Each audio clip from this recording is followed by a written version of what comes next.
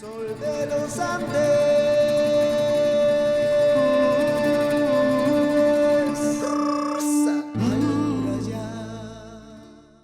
Hola, bienvenidos a Precario Podcast, la nueva versión del podcast de Jaime Ferraro que va a estar saliendo, espero, semanalmente por este canal de YouTube, aquí desde Madrid, desde Becker Studios, con mi brother Johnny Becker en los controles. Em, Aquí estamos con una nueva versión de este podcast que va a salir de manera más recurrente, espero. Ahora me estoy organizando. Así que suscríbanse al canal, pongan like, hagan todas esas cosas para que después les aparezca, ¿no? Tengo que anunciar algunas fechas de shows que se vienen. Voy a estar el 5 de mayo en Roma y el 6 de mayo en Milán con mi show Jaime Ferraro Precario. Y luego tengo el 24 de mayo, Toronto, que ya se agotó el primer show, pero hemos sacado uno segundo. Ahí todavía hay entradas, el enlace está en mi bio. Al siguiente día estoy en Nueva York, en el West Side Comedy Club, donde todavía quedan algunas entradas también. Y 2 días más tarde en Washington ya se agotó el primer show, pero para el segundo show quedan algunas entradas también el 27 de mayo y el 29 de mayo en Miami. Después de eso, los que están en Lima me pueden ver el 19 de julio en Lima, Jaime Ferraro Precario en el Teatro Canut. Las entradas están en Teleticket y el enlace está en mi perfil, así que vayan porque va a estar muy divertido, ¿no? O sea, obviamente yo tengo que decir eso porque yo soy el que hago el show, pero estoy seguro que la van a pasar bien. Y queríamos hablar de algunas cosas de actualidad. Ya venía conversando aquí con el buen Johnny Becker mientras seteábamos todo para empezar a grabar los sucesos de esta semana. Quiero colgarme un poco de la tendencia de las redes, que es el fallecimiento del Papa Francisco. Creo que esa palabra sí puedo decir sin que me desmoneticen, porque a veces dices, tú sabes, esa otra que empieza con M, así, y como que YouTube se pone un poco especial. Pero yo quería hablar un poco de eso, porque me parece que hay varias cosas interesantes que se pueden señalar, ¿no? Como fenómeno cultural. O sea, bueno, algunas personas saben que yo tuve una educación católica, entonces, y mi familia es una familia muy religiosa, o sea, la familia de mis padres y de mi madre son familias religiosas. Y yo fui a un colegio católico, mi abuela era muy fan del Opus Dei, entonces he crecido con casi todo esto del catolicismo súper cerca y yo no soy creyente, pero me considero lo que hoy día se puede denominar un católico cultural, ¿no? Entonces, o sea, digamos, tengo toda esa cultura, crecí dentro de todo eso y claro, no creo en la parte mágica del asunto, pero estoy conectado con las tradiciones y con muchas de las maneras de pensar que vienen con esa formación, ¿no? Entonces, me parecía interesante ahora que todo el mundo está celebrando al Papa Francisco, señalar algunas de las cosas de cómo llegó él a ser Papa, porque yo me acuerdo que en el momento en que lo nombraron Papa, no fue cuando, o sea, a ver, normalmente un Papa se nombra cuando muere el anterior, que es lo que va a pasar ahora. Pero cuando nombraron al Papa Francisco se dio una cosa bastante particular, porque en ese momento no murió el Papa, sino el Papa Joseph Ratzinger, el anterior, Benedicto XVI, no sé si lo conocías, Johnny, Papa alemán, em, renunció al papado, o sea, se volvió como una especie creo que le llamaban papa emérito, o no me acuerdo cómo se decía exactamente, ya me corregirán ahí en los comentarios, pero era como que había dos papas, un papa jubilado y el nuevo papa que era el Papa Francisco, ¿no? Y ese papa fue nombrado cuando salieron un montón de filtraciones sobre información relativa al Vaticano, de cómo se lavaba dinero. Hubo como un escándalo interno. En esa época estaban de moda los leaks. Primero había sido Wikileaks, después vinieron estos que eran los Vatileaks, ¿no? Que creo que fue un empleado del Vaticano o algo así, que se robó un montón de documentos y los publicaron. Y en esos documentos se veían varias de las cosas que sabemos que la iglesia pues, ha encubierto durante muchos años y un montón del aspecto corrupto de la organización de la iglesia, ¿no? Y, y cuando todo eso estaba como así investigándose y tal, es que el Papa renuncia y meten a este nuevo Papa. Yo creo, personalmente, que la elección de Francisco se debió también al hecho de que los papas anteriores, que era uno polaco y uno alemán, tal vez eran percibidos como gente lejana no sé, pues a los católicos, eh, y eran estas figuras como súper rígidas, medio secas, ¿no? Entonces era como que, claro, ya se estaba viendo un poco mal la imagen de la iglesia, además cada vez la gente se alejaba más, este, mm, proliferan más iglesias evangélicas que tienen esa gracia de ser un poquito más cercanas a la gente, ¿no? Porque la gente va ahí al templo que está cerquita de su casa y no hay como jerarquías, en teoría el pastor es igual a todos, entonces eso había como mellado un poco, yo creo, no solo la imagen de la iglesia, sino había alejado un poco a la gente. Y yo no sé si con el Papa Francisco hayan logrado atraer a más personas, pero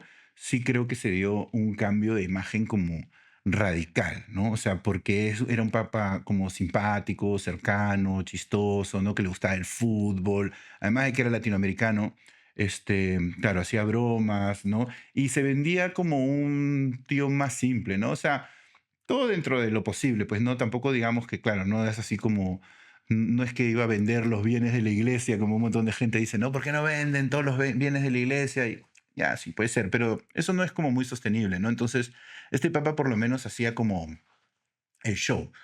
Y dentro del aspecto político, ¿no? De su rol, lo simbólico pues tiene como un gran peso, ¿no? Entonces, todas esas cosas que él fue haciendo, yo creo que más que, yo no sé si habrán traído nuevos creyentes, pero creo que sí mejoraron la imagen de la Iglesia Católica en los ojos de los demás, ¿no? O sea, yo, por ejemplo, yo no sé, Johnny, si tú estabas familiarizado con los anteriores papas a Francisco, ¿no? El alemán, el anterior, y el anterior a ese que era JP2, Juan Pablo II.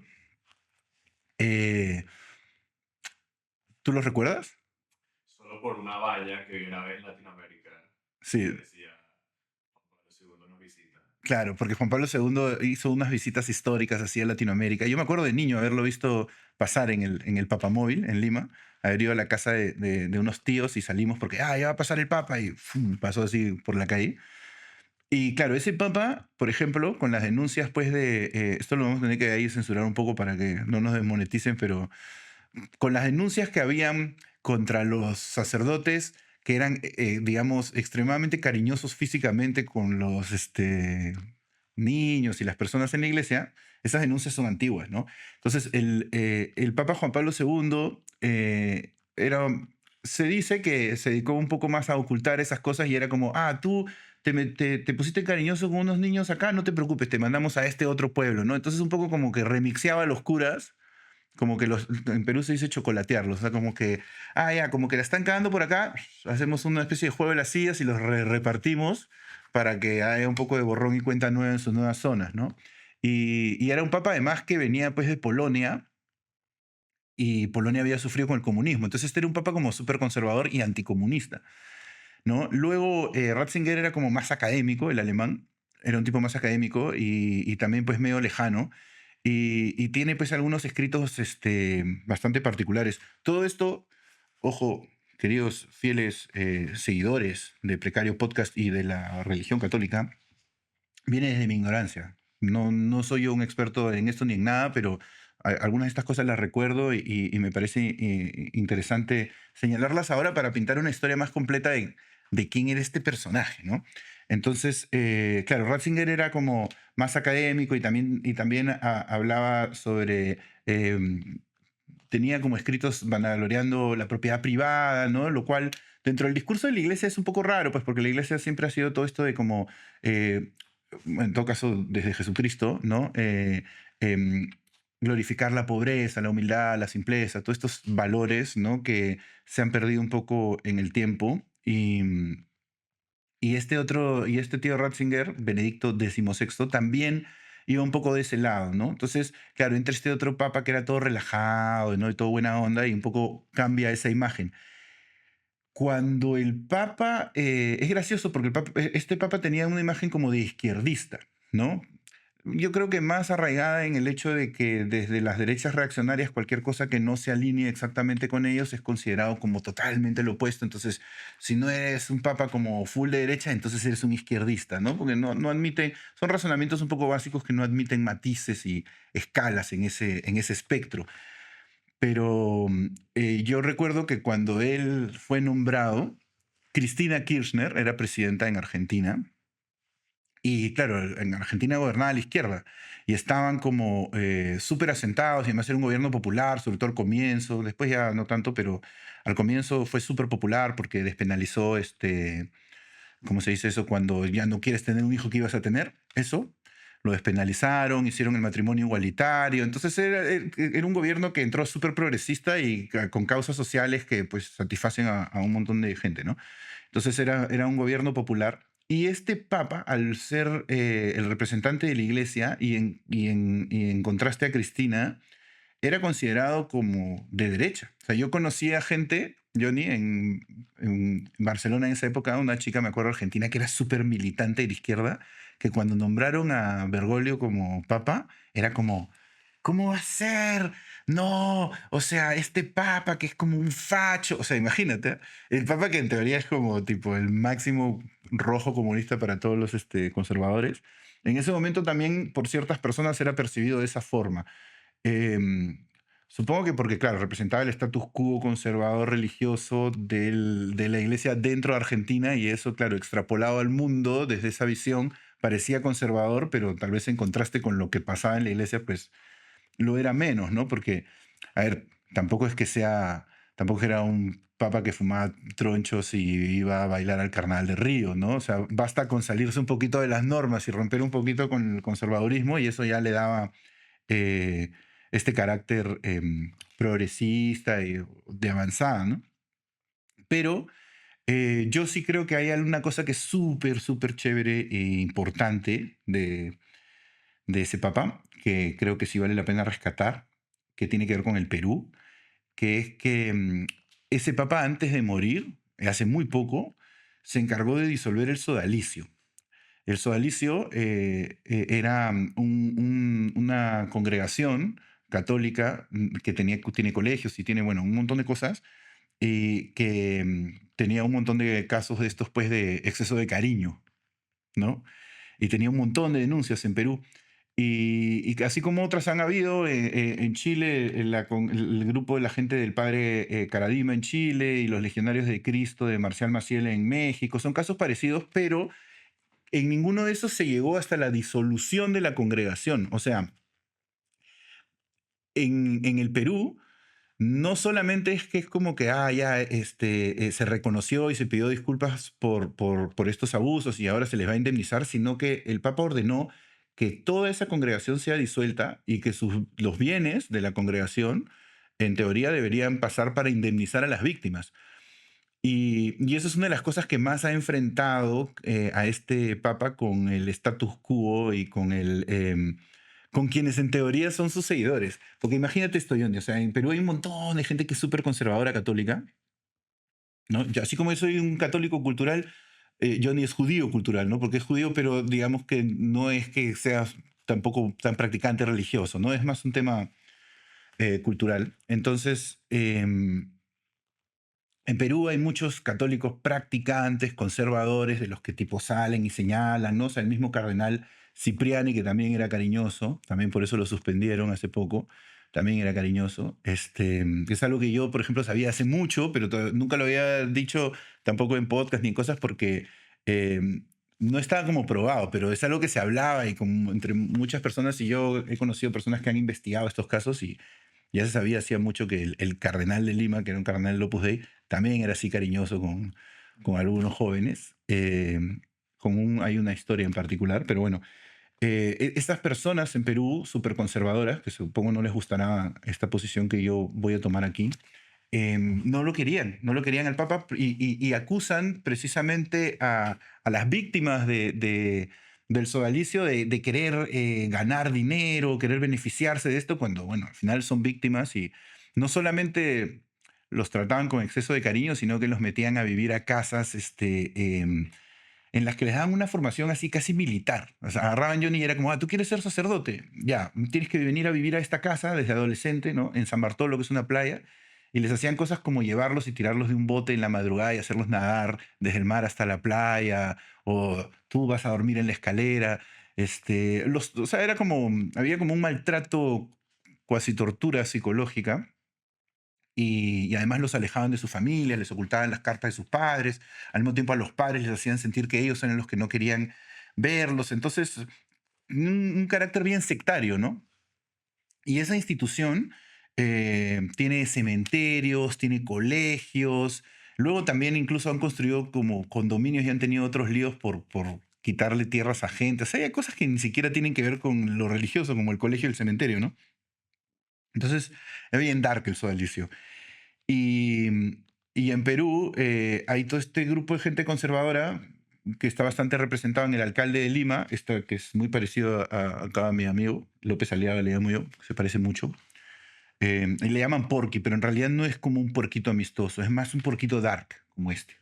Y Porky es un millonario súper religioso, que en teoría es célibe. Yo creo que lo suyo más que celibato es purita represión, porque creo que le da culpa a lo que le gusta. Ya cada quien puede interpretar eso como quiera. Yo creo eso, igual no tengo pruebas, pero es la impresión que me da. El tipo es millonario y se ha encargado de trasladar a sus empresas, junto con el sodalicio, un montón de las propiedades del sodalicio, precisamente para que cuando los disuelvan ya no se las puedan quitar y no puedan indemnizar a un montón de las víctimas, ¿no? Los negocios llegan casi al $1.000.000.000, ¿ah? O sea, estamos hablando de un montón de plata, ¿no? Entonces, no sé, a mí me parece que César Hildebrand, que es un periodista muy importante en Perú, familia política de mi, perdón, no, familia de mi hija, familia política mía, dice eso, ¿no? Que una de las cosas que más le gustaba de Bergoglio era que la derecha lo odiaba y los conservadores lo odiaban. Y sí, pues yo creo que en esas circunstancias sí es un poco una virtud, ¿no?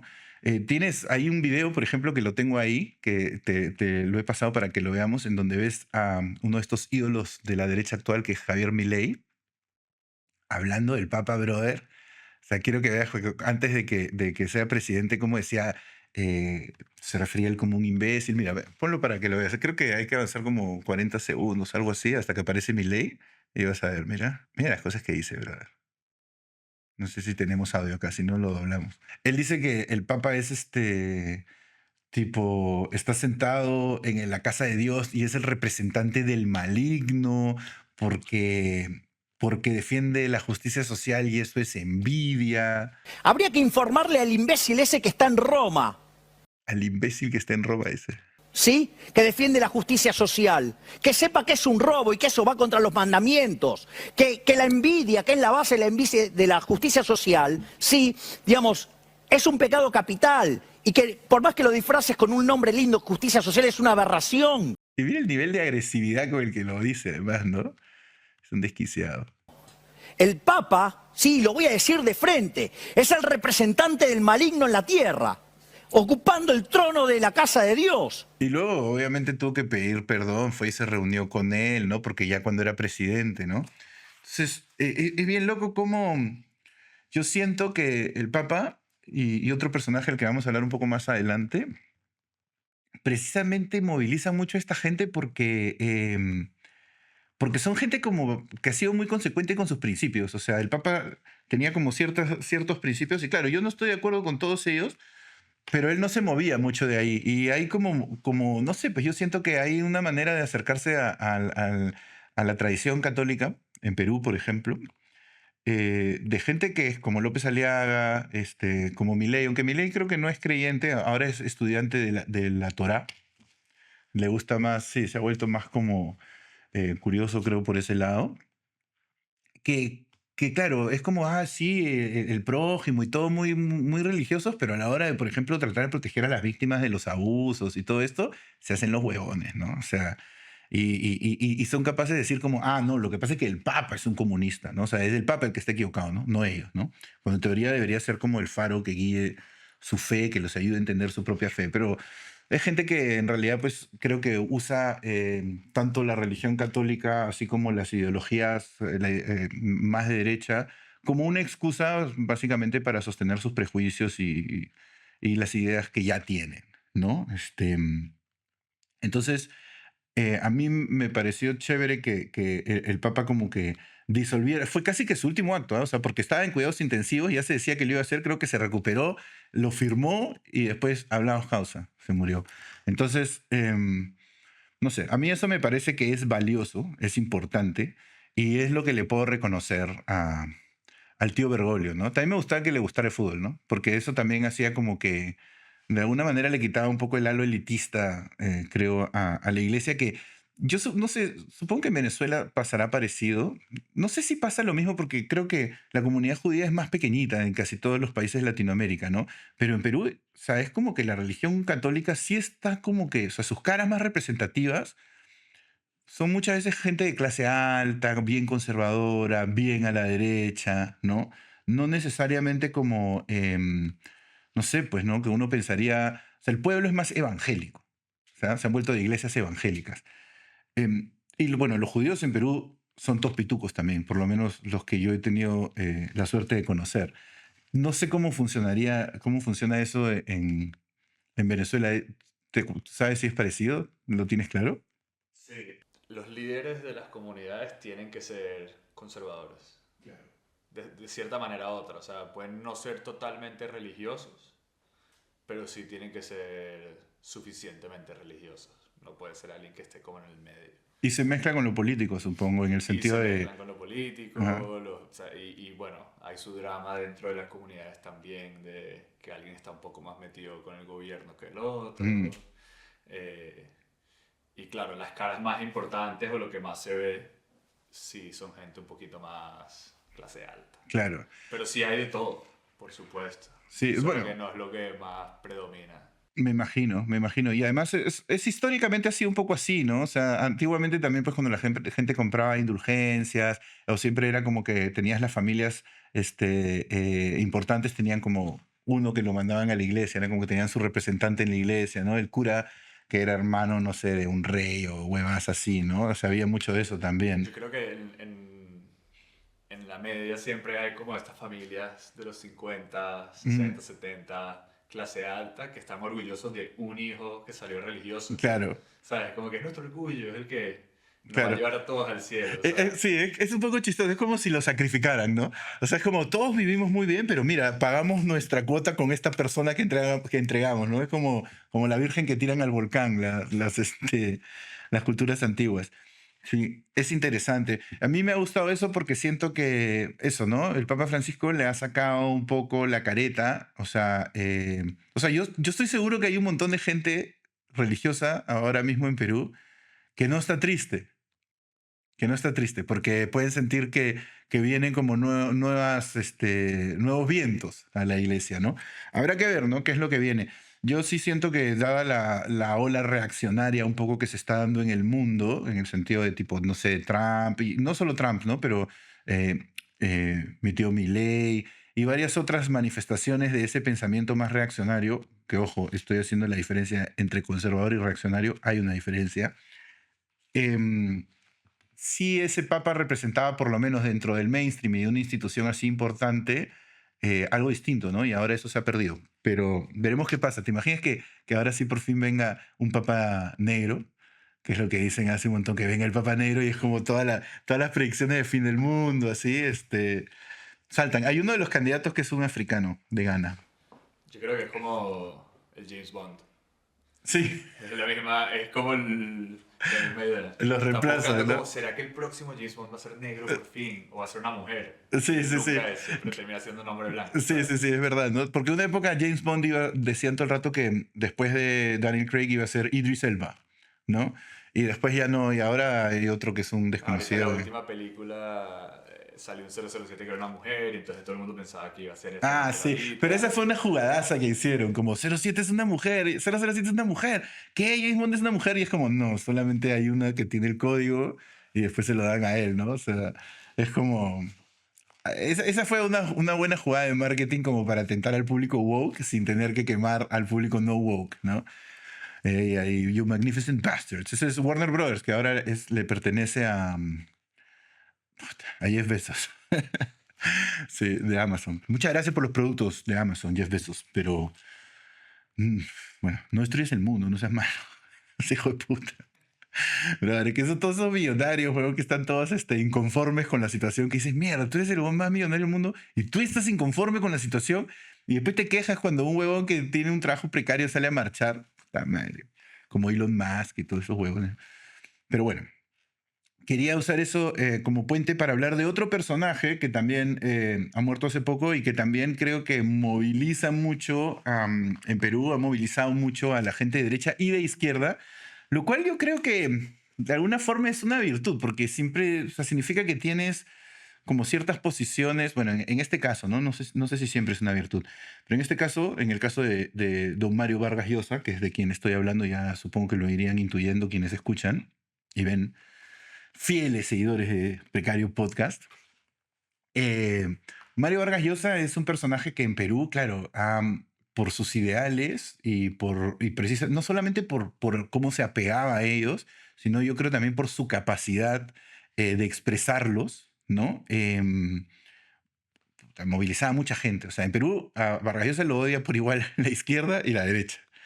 Y lo odia, y él, yo no sé si tú sabes, pero Vargas Llosa, de joven, cuando aparece dentro del boom latinoamericano, él era un tío más de izquierdas, simpatizaba con la revolución de Fidel Castro, estaba como más alineado a eso, y luego se peleó con Fidel Castro en un momento en el donde recluyen a un poeta en Cuba, y entonces él sale con otros autores a señalar, ¿no?, esta injusticia, y de ahí se desencanta de la revolución y se pelea y se vuelve y empieza a estudiar mucho más la ideología liberal y se acaba volviendo un liberal, o sea, se pasa para el otro lado. Pero como era un tipo inteligente, nunca se volvió como un dogmático radical. O sea, sí era capaz de establecer o sea, de criticar sus propias posiciones, ¿no? El capitalismo y el liberalismo y las leyes del mercado, cosa que hoy en día, dentro de esa línea es casi imposible. O sea, tú ves, por ejemplo, cuando Milei habla de Macri, que es el anterior presidente de derecha que tuvo Argentina, y de los personajes como él, se refiere a ellos como la derechita cobarde, porque siente que son como, claro, son de derecha, pero no son radicales. Entonces, son capaces de admitir ciertos matices, ¿no? Y Vargas Llosa, que perdió en el año 90 la elección contra Fujimori en el Perú, cuando Keiko quiso ser presidenta por primera vez, él salió y apoyó a Ollanta, que era un presidente del que se sospechaba, no es que se sospechaba, digamos, estaba aliado con Chávez, pues había recibido plata de Chávez. En su primera campaña, que fue en 2006, ya para 2011, ya había recibido más plata de los brasileños, de las constructoras brasileñas, que de ahí recibió todo el mundo, ¿no? Y entonces, claro, o sea, Vargas Llosa y un grupo de gente, a quienes en Perú les llaman los caviares, se reunieron con Ollanta y lo hicieron firmar lo que se llama una hoja de ruta y lo obligaron a comprometerse a un par de cosas que la derecha ha olvidado porque luego le reclaman a Vargas Llosa todos los fracasos de ese gobierno, pero básicamente él firmó un compromiso con Ollanta que Humala sí cumplió, decía que no iba a cambiar la constitución y que después de 5 años se iba a ir y que no iba a nacionalizar empresas privadas. Me parece que esos eran los 3 compromisos. Y esos 3 compromisos sí los cumplió. Y en base a eso es que Vargas Llosa y toda esta gente le da su apoyo. Y ahí la derecha fue como, ¿cómo puede ser? Y es como, claro, pero es que del otro lado estás hablando de una dictadura, ¿no? O sea, Keiko Fujimori representaba la dictadura de su padre. Entonces, no, una dictadura no entra pues dentro de la elección democrática. Tú no puedes, dentro de democracia, clamar por una dictadura. Es contradictorio, ¿no? Pero eso no se lo perdonan. Y hay un video que te he pasado que está Mario Vargas Llosa con un chileno que se llama Axel Kaiser, que es como un proto-Milei, porque Milei y toda esta gente antes pues, de ser antes de ser político, Milei era un comunicador, lo que aquí le llaman un tertuliano, ¿no? Iba a los programas a despotricar estas cosas de toda esta gente y hacer esto que hace, pero no es que era activo políticamente. Y Axel Kaiser es una persona un poco de ese corte. No sé a qué más se dedica, pero es como comunicador de ideas liberales de derecha. Y ahí es chévere porque en este clip Vargas Llosa como que le aclara que todas las dictaduras son malas, ¿no? Él como que, mira, ponlo porque veas, él como que quiere insinuar que las dictaduras de derecha pueden ser mejores que las de izquierda. Sin embargo, esa comparación que tú haces es peligrosa. Todas las dictaduras son malas. Todas las dictaduras. Fidel Castro es malo, Pinochet es malo también. Destruyó una democracia, existía aquí una democracia en Chile. Fidel Castro no destruyó una democracia, Fidel Castro destruyó una dictadura corrompida, brutal, que era la dictadura de Batista. Entonces, yo no apruebo, pero entiendo por qué la muerte de Fidel Castro provoca, digamos, unos entusiasmos que la muerte de Pinochet no puede provocar, ¿no? Pero podríamos decir de manera muy fría, con sangre de reptil, que objetivamente, desde el punto de vista del bienestar y las libertades agregadas o generales de la ciudadanía, hay dictaduras menos malas, por no decir mejores, sino que menos malas. Por ejemplo, ¿cuántos en esta sala preferirían vivir en la dictadura de Maduro o en Cuba que lo que fueron los años 80 en Chile? Probablemente nadie. Y ahí es donde viene una segunda pregunta que yo te quiero hacer a ti. En el liberalismo... Esa pregunta yo no te la acepto. ¿No? Esa pregunta no la acepto porque esa pregunta parte de una... Claro.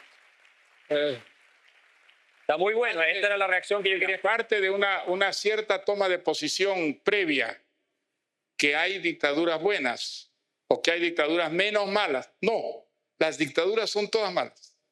Las dictaduras son todas malas. Algunas pueden traer unos beneficios económicos a ciertos sectores. El precio que se paga por eso es un precio intolerable, inaceptable.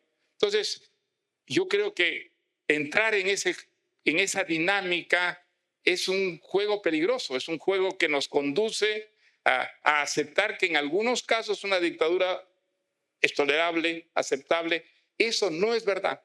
Todas las dictaduras son inaceptables. Y eso me lleva a una segunda pregunta. Pero bueno, es interesante eso porque se establece, o sea, Axel Kaiser hablando de la doble moral, ¿no?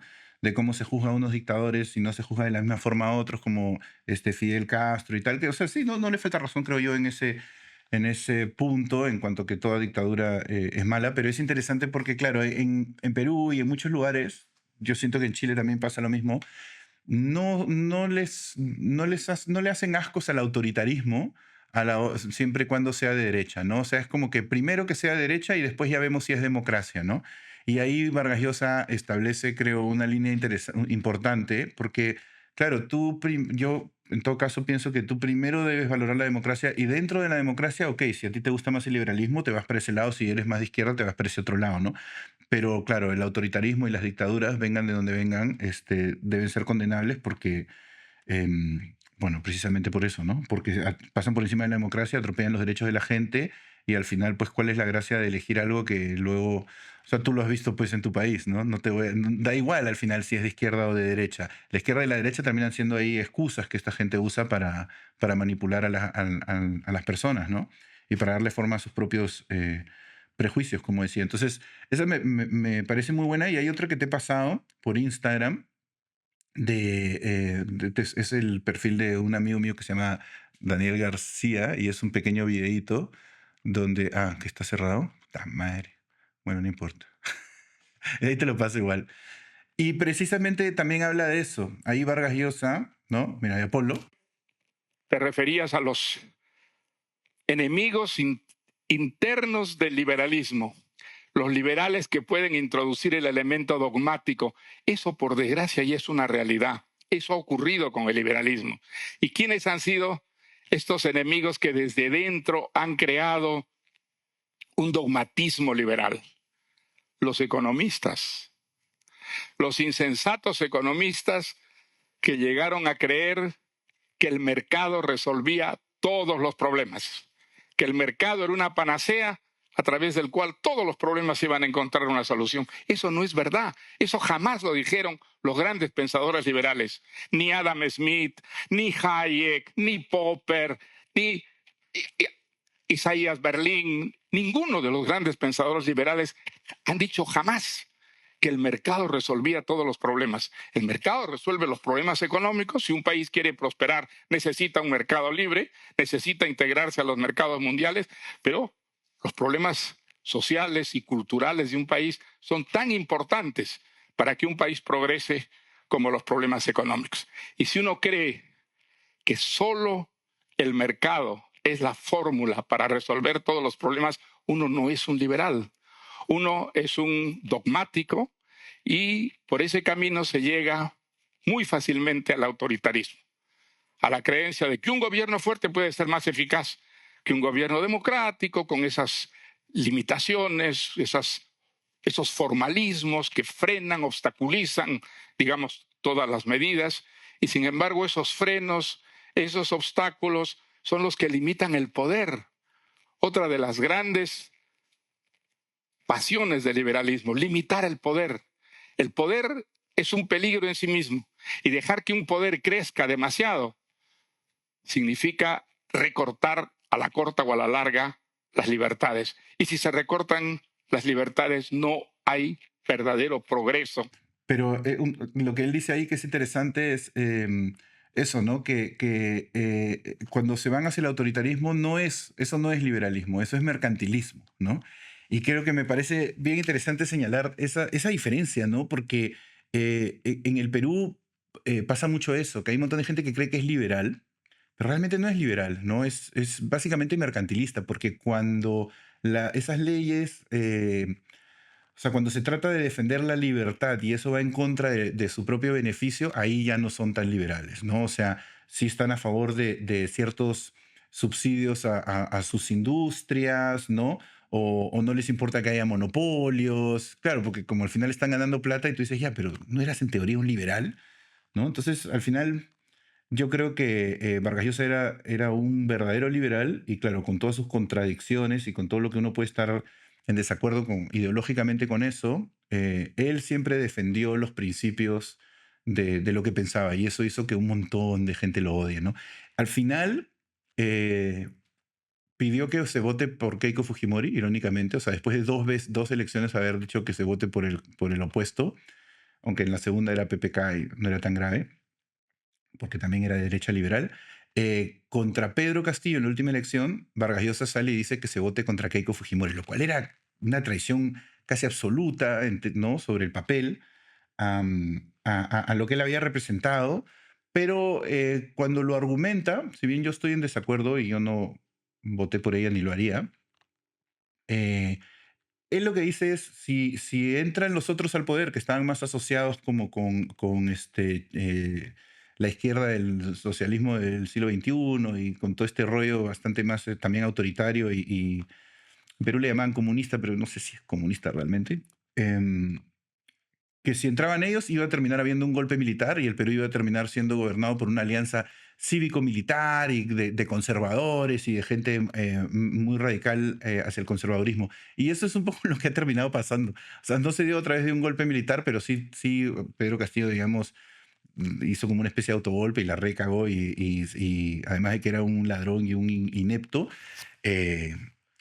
quiso hacer una payasada de una especie de golpe de Estado y la cagó y terminó tomando el poder, eso, ¿no? Una alianza de partidos corruptos y conservadores que son los que nos están llevando al desastre que vivimos ahora, ¿no? Entonces, no estaba tan equivocado en las consecuencias que señaló Vargas Llosa, creo que sí estaba equivocado en lo que pidió, que era votar por Keiko Fujimori, pero y ahí ya, claro, para la izquierda, Vargas Llosa pasó a ser un fujimorista, ¿no? Lo cual es, pues, o sea, ridículo, ¿no? Obviamente, claro, apoyar al fujimorismo fue un error, estaba muy mal, pero, claro, obviamente no va a ser fujimorista, pues es lo más lejano de un fujimorista que puede haber habido, ¿no? Entonces, a mí me impresiona un poco cómo hay gente que dentro de su conservadurismo es rígida y sus ideologías en teoría son rígidos, pero luego aparecen estos otros personajes con mayor sustento, con mayor conocimiento de causa, como el Papa Francisco en cuanto a la religión y Vargas Llosa en cuanto al pensamiento liberal, y los dejan en offside, ¿no? Y entonces es como, no sé, yo a veces he bromeado de que cuando estás escuchando una canción y la cantas y te equivocas, y dices como, no, se ha equivocado el disco, se equivocó, no me equivoqué yo, se equivocó la canción, ¿no? La letra que yo he cantado está bien. Esa es un poco la actitud que tiene esta gente, ¿no? Es como que si el Papa Francisco no está de acuerdo con ellos, entonces es que la religión está equivocada, el Papa está equivocado, ellos sí saben, ¿no? Y lo mismo en cuanto al pensamiento liberal y a alguien como Mario Vargas Llosa, ¿no? Y pasemos a la anécdota, que es algo que nadie sabe en el Perú, muy poca gente lo sabe, pero es algo que pasó la semana pasada y que acá nos ha dejado choqueados. Y es que mi hija, ¿no? Estaba en el Perú paseando con su nana por un parque y se encontró a Mario Vargas Llosa. O sea, obviamente esto antes de que muera, no estamos hablando de una aparición, sino precisamente estaba o sea, mi hija con su nana y Vargas Llosa con sus nanas y guardaespaldas, que parece que tenía unos cuantos, y se encontraron y Vargas Llosa alabó la belleza de mi hija, le tocó sus cachetes colorados, ¿no? Y dijo, ah, qué linda esta bebé, y después dijo, ya llévenme a la casa, hasta acá nomás llego, mi trabajo acá está hecho, no necesito de ver nada más. Y fue a su casa y a la causa se murió. Entonces, digamos, podemos concluir que los ojos de mi hija mataron a Mario Vargas Llosa, ¿no? Sus ojitos azules, le hizo así y él dijo, listo, no necesito ver nada más en este mundo, hasta acá nomás llegué, llévenme a mi casa, llamen al cura, no, perdón, al cura no, llamen a mi hijo Álvaro y ya, díganle que ya, vaya alistando el crematorio. Así que yo soy fan de Vargas Llosa, he leído varias de sus novelas, no todas, algunas me han gustado más que otras, pero bueno, no fue mi intención matarlo con la belleza de mi hija, pero es lo que ocurrió, ¿no? Además, mi hija nació un par de días después de que murió Fujimori. Imagínate eso, o sea, no es como que yo siento que se le metió el fantasma de Fujimori y de ahí se lo pasó a Vargas Llosa y se lo llevó también. O sea, fue como... Hay una película que se llama Fallen, ¿has visto que hay un demonio que se pasa cuando se tocan el uno al otro? Las personas, algo así pasó con mi hija. Entonces ya el espectro de Fujimori ha abandonado su cuerpo y se ha ido con Mario Vargas Llosa, ¿no? Pero bueno, me da mucha pena que se haya muerto. Recomiendo algunos de sus libros a quienes quieran escribir. Por ejemplo, Vargas Llosa tiene un libro que se llama Cartas a un joven novelista, que es muy chévere, donde construye un montón de ficciones y te explica técnicas de escritura. Al final te tira el clásico consejo, ¿no? Spoiler alert, de todos los escritores que te dicen, olvida todo lo que has leído en este libro y solamente ponte a escribir. Pero es verdad que sí da buenos tips como para entender un poco cómo funciona la técnica dentro de la literatura. Así que lo recomiendo. Cartas a un joven novelista, que creo que es una especie de, no sé si referencia directa o de casualidad a Cartas a un joven poeta, que es un libro de Rainer María Rilke, que también es muy bonito sobre... Bueno, ese es otro. Ese también lo recomiendo. Y eso, ¿no? Que me ha dado mucha pena que se haya muerto el tío. Pero bueno, ¿qué vamos a hacer? ¿No? Ya toca avanzar. El Perú queda un poquito más huérfano, ¿no? O sea, ya no tenemos intelectuales, creo. O sea, bueno, claramente esa categoría ni de lejos, pero ya no sé si quedan algunos otros intelectuales así rescatables. Miren, ahora la gente se informa escuchando los comentarios ignorantes de un comediante como yo. Así que, no sé, antes en la tele estaba Vargas Llosa.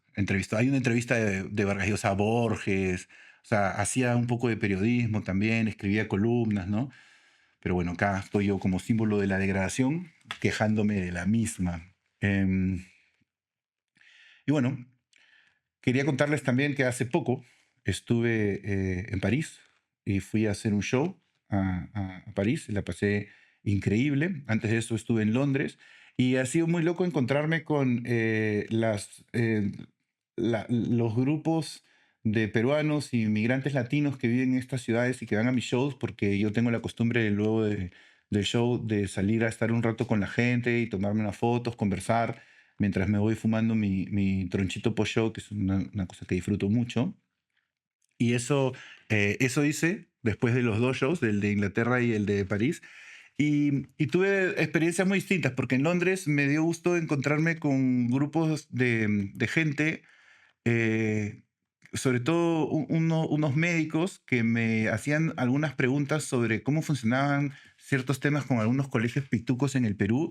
Y me da gusto porque era con una curiosidad genuina. Era este doctor que me hacía las preguntas, venía de Ica y me dijo, mira, yo no sé cómo funcionan esos códigos pitucos en Lima, no tengo ni idea, pero me da curiosidad esto y lo otro. Entonces yo le expliqué un poco cuál era, yo creo, el rol del Colegio Santa María, el Markham, el Roosevelt, estos, y qué es lo que representaban más o menos dentro de la sociedad. Si alguien tiene algún tipo de curiosidad sobre eso o cualquier otra cosa, puede dejar sus preguntas abajo de este video y pues iremos atendiéndolas o ignorándolas según sean las preguntas y los temas. Y eso me dio mucho gusto porque me dio como la oportunidad de poder hablar un poco sobre el Perú y esas dinámicas, pero no con una persona que ya viniera como muy sesgada y que, porque pasa mucho con la gente muy pituca que no les gusta que critiques eso, ¿no? O sea, porque piensan que yo estoy como en contra de todo lo que me ha tocado vivir como persona privilegiada del Perú. Y no estoy en contra, simplemente, o sea, tampoco soy ciego, ¿no? Entonces puedo ver como ciertas diferencias y cosas que yo sé que en toda Latinoamérica es así. Pero acá como que pude discutirlo de una manera como, o sea, honesta, clara y sin que nadie se sienta juzgado, ¿no? A diferencia de eso, en París sí me pasó que, bueno, estaba conversando con la gente después del show y vino una chica que me preguntaba todo el tiempo mis apellidos. Me decía, pero tú, o sea, ¿tú tienes pasaporte europeo? Sí, pero ¿por qué? ¿Cuáles son tus apellidos? ¿Cuál es tu segundo apellido? ¿Y qué más apellidos tienes? Y es como, brother, no te quiero decir, no me jodas. O sea, en Perú eso es muy típico, ¿no? O sea, a mí me ha pasado muchas veces con mi familia que era como, no sé, yo decía como, estaba donde mi amigo Johnny. ¿Johnny qué? Y yo, por joder, siempre decía, no, Johnny nomás, es como Cher, solo tiene un nombre, no tiene apellido. O si era como ya, Johnny Becker, pero ¿Becker qué? Fue como, brother, ¿para qué quieres saber? No es que quieren que le digas apellidos hasta que les digas uno que resuena, ¿no? Y digan como, bueno, yo tenía mi amigo el tenista Boris Becker, ¿no? Te sacan así, ¿no? Una relación súper random que no tiene nada que ver y es como, bueno, ok, puntos sociales para ti por haber identificado el vínculo, ¿no? Entonces, me topé con una de esas personas en París que a veces, claro, como yo un poco represento dentro de la comedia tal vez a ese sector pituco y además hago mucho humor con eso, hay gente que a veces viene y con ese código me trata de conversar y me dice esas cosas. No es que me moleste, porque me da para hablar, me da para analizar y me parece hasta entretenido, pero sí me parece bien loco como, no sé, los peruanos, no sé si tú hayas sentido esto con los latinos de tu país, ¿ya? Pero hay mucho peruano, sobre todo así pituco, que cuando sale a vivir a otro lado, yo creo que se siente como desprovisto de ese privilegio. O sea, así vivan bien, tengan, digamos, plata, o sea, no es que le falte, pero se sienten como desnudos, no por un tema económico, sino por un tema social, o sea, porque no hay nadie que los reconozca. A mí me dicen, por ejemplo, aquí en Madrid todo el tiempo, ¿por qué no me voy a vivir al barrio de Salamanca? Y es como, bro, porque parece San Isidro, pero no en el sentido positivo, o sea, es como que caminas por la calle y te encuentras con un montón de pitucos peruanos y todo bien, pero yo como que prefiero, no sé, para eso no me he venido a vivir a Madrid, ¿no? Entonces, para eso me voy a Lima. Pero acá hay un montón de gente que sí es como que le parece muy importante. O sea, yo siento que es como personas que han construido su identidad en base a ese lugar que les ha tocado en la sociedad y que si no son eso, no son nada, ¿no? Entonces, y creo que les cuesta lidiar un poco con ese lugar, ¿no? O sea, te das cuenta, porque incluso conversan con personas de aquí y apenas pueden, les dan a entender que son pitucos. Es como, tú me verás que soy peruano, pero no vayas a pensar que soy un peruano como esos que habitan en tu cabeza prejuiciosa, amigo español. No, yo soy un peruano fino, que hablo inglés y que he estudiado aquí y allá, ¿no? O sea, olvídate, es como muy típico. No sé, ¿tú lo has percibido? ¿Te has topado con mucho venezolano aquí que esté como en ese lugar? No, pero entiendo perfectamente el sentimiento de tratar de diferenciarse de todos los otros inmigrantes que sí hay. A mí me pasaba, ¿sabes qué? Ahora que lo dices en Perú, sí pasa, a mí me pasaba con algunos venezolanos, sobre todo los venezolanos como de mayor estatus socioeconómico, que se me diferenciaban de los venezolanos que acababan de llegar. O sea, es como, no, yo vine ese año, yo vine en 2012 con este negocio y estamos haciendo esto acá, ¿no? Y no es como, no soy como estos venezolanos que han llegado en los últimos 3 años que todos vinieron montados en el tren de Aragua, ¿no? Entonces, es un poco como la impresión que te quieren dar cuando te dicen eso. Creo que debe pasar, me imagino, en todos los lugares donde hay migrantes, ¿no? Son como todos los cubanos de Miami que ya no quieren que entren más cubanos a Miami, o los mexicanos de Texas que ya no quieren que entren más mexicanos tampoco, ¿no? Quieran ser, maldita sea. No está nada, no sé, me da pena a mí eso. Yo cuando me encuentro con peruanos aquí, los no pitucos, o sea, cuando me encuentro con los pitucos todo bien cuando son chéveres, ¿no? Y cuando me encuentro con peruanos no pitucos, que algunos me conocen, otros no me conocen, em, es feeling, porque hay como eso de, no, sí, y has comido esto, y te sacan los datos de los restaurantes peruanos, te dicen, no, pero eso es carísimo, tienes que ir a comer a este hueco, que es así, ya sea. Hay como un feeling, no sé, yo siento que el Perú es como mucho más fácil de querer cuando estás lejos. Cuando estás cerca es como duro, pero cuando estás lejos es como que casi todos esos aspectos así tercermundistas y tal, eh, no sé, generan hasta ternura, creo. Em, pero bueno, tuve esa experiencia en los shows de París y en Londres y la verdad es que estoy disfrutando mucho después de los shows fuera, interactuar con la gente. También depende un poco de las ciudades, es bien loco, pues porque claro, en ciudades como donde he estado hace poco, Berlín, Londres y París, em, no sé si tal vez el migrante también es como de clase media para arriba, porque supongo que, claro, al tener que aprender otro idioma y supongo que tampoco es como que llegas y te consigues cualquier trabajo, precisamente por la barrera del idioma, y porque son países a veces un poco más difíciles en ese sentido, em, te encuentras con un migrante que no está tanto en ese sector. Acá en Madrid sí pues hay miles de peruanos, ¿no? Yo vivía por el centro de Madrid antes y el supermercado de la esquina de mi casa, todos eran peruanos, bro, todos. Em, Ninguno me conocía. Eso era muy loco, porque yo me sentía como una especie de peruano infiltrado, ¿no? Como esa serie de Undercover Boss, así. O sea, yo decía, claro, yo a este le tengo que decir que soy peruano y le tengo que insistir para que me crea, ¿no? Porque es como, peruano, no, no. A pesar de que estando en Perú, pues ves que Perú es diverso, ¿no? Aunque yo soy de los poquitos, ¿no? Que en Perú somos, Johnny, los pelirrojos considerados con una categoría técnica que es blanco plus, ¿no? Que somos la envidia de los rubios, porque somos aún más exclusivos. Hay otra gente que dice, no, los pelirrojos traen mala suerte, y es como, no, causa. Ándate a los barrios más pendejos de Lima y a ver cuántos pelirrojos hay ahí, para que veas así. Y en San Isidro, ¿cuántos hay? 42. No. Bueno, 41, porque ahora estoy yo aquí. Pero eso, así que le he pasado, la verdad que muy chévere viendo eso. Y me hace acordar cómo hay muchas veces en los latinoamericanos, sobre todo los hijos de la colonia, ¿no? Los descendientes de migrantes, esa necesidad no solo de reafirmar su estatus social, sino también racial, ¿no? Te he pasado un videíto de que es un TikTok, pero que lo he bajado, que es, mira. Cochonas de mierda. Por favor, sácala, por favor, sácala. Cholo. Y te cojo, huevón. Por favor. El puto zapato, ¿ya? Por favor, sácala, por favor, sácala. Cholo. Eso ha sido estos días, afuera de una discoteca.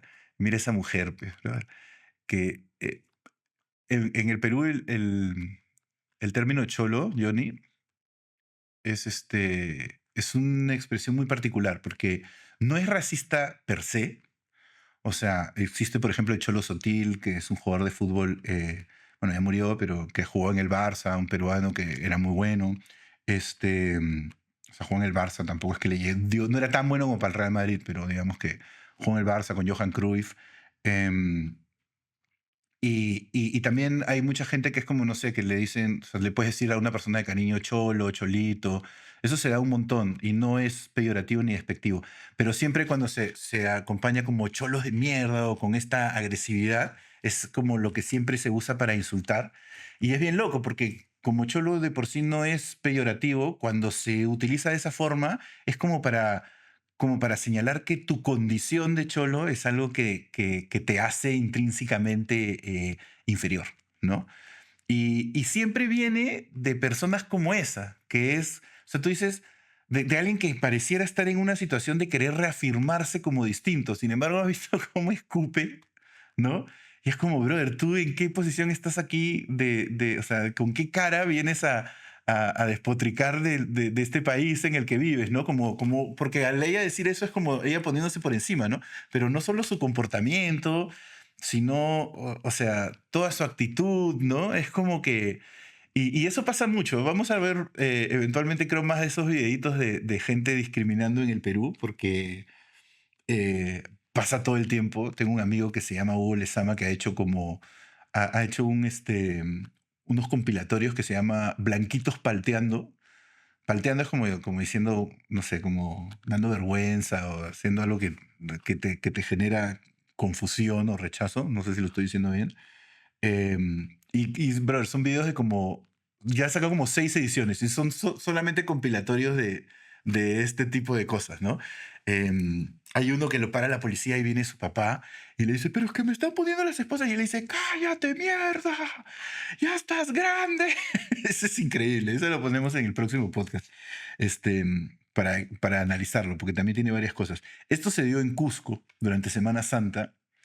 Y claro, ahí en la plaza de Cusco la gente va y en esas discotecas juerga y ahí es una juerga bien hardcore, o sea, hay mucha droga y son fiestas así intensas. Y claro, tú dices, esa chica quién chucha se cree, ¿no? Como si fuese una princesa ahí y lo más loco es que si algún día ves a una persona que, no sé, tenga mucho dinero, que sí realmente habite que un universo paralelo al de esa gente, nunca los vas a ver comportarse de esa forma, ¿no? Eso es siempre, yo siento, de la gente que está como en el fringe. O sea, que es como que ella necesita cholear a ese huevón para poder sentirse superior porque realmente no tiene nada más en su vida que le dé eso, ¿no? O sea, no sé. El hecho de saber escupir de esa manera dice mucho. Sí, sí, sí, ¿no? Claramente no es su primer rodeo. O sea, ella ya como que... No creo que sea su primer episodio de discriminación. Por ahí leí en TikTok porque el algoritmo de TikTok es fantástico, te metes a los comentarios y siempre hay alguien que pone el nombre de ella, o sea, y TikTok lo resalta, ¿no? No sé cómo lo identifican, pero como que pones y te sale buscar tal persona y por lo que tengo entendido, según lo que he leído en los comentarios de TikTok, fuente de la ignorancia, ¿no? que alimenta este podcast, es una chica que creo que tiene ciertos problemas con las sustancias y que para haciendo ese tipo de espectáculos vergonzosos en otros lados también.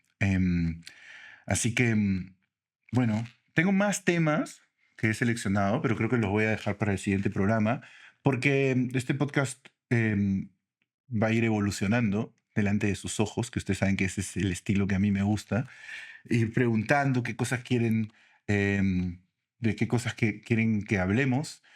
Quiero que me manden también audios, que comenten ahí abajo de la cajita, en la cajita de los comentarios en YouTube, porque creo que, no sé, este es un espacio para que conversemos y como no lo puedo hacer en vivo, porque además no quiero hacer streaming, porque no quiero estar ahí hablando de chismes todos los días, quiero que hagamos como, a ver, idealmente una vez a la semana y si se puede más veces a la semana este podcast, em, para escarbar juntos en, no sé, las dudas y las ideas que tengan ustedes y que tengamos nosotros. Y como siempre, no ofrecer respuestas, sino ayudarles a ustedes a ahondar en su incertidumbre, ¿no? Porque recuerden que este es un mundo precario y desamparado y terrible en el que solamente queda sobrevivir navegando la incertidumbre y aferrándonos, qué sé yo, a nuestros principios mientras nos sirvan, No sé si se entiende, pero digamos que vayan y compórtense como Vargas Llosa y como Bergoglio y no como López Aliaga o Milei. Ese es un consejo que puedo dar. Y ahora ya sé que me van a decir rojo por eso, pero yo no es que yo sea rojo, es que tú eres medio estúpido y piensas que eso es ser rojo. Así que hasta aquí con esta primera edición de Precario Podcast, el podcast más precario del mundo, desde Becker Studios en Madrid, con Johnny Becker en los controles. ¿Qué tal esta primera edición? Nos vemos la próxima. Adiós.